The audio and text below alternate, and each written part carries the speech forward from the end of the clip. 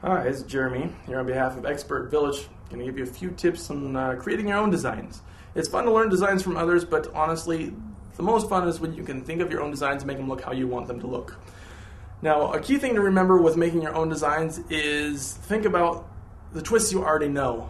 Odds are you can make most shapes out of the twists you already know.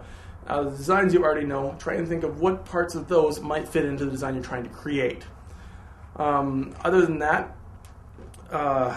make sure that when you do try and make the thing, if it turns out wrong, don't just throw it away.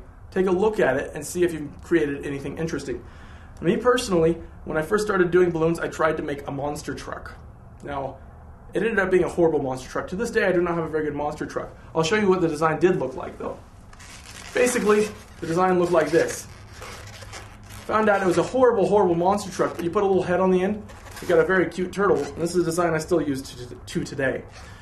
Feel free to go ahead and look around on the internet for other people's designs. Now, you might find some you like. You'll probably find some that you really, really don't like, but there might be elements of them that you do like. And feel free to figure out ways to use those elements to make your own designs.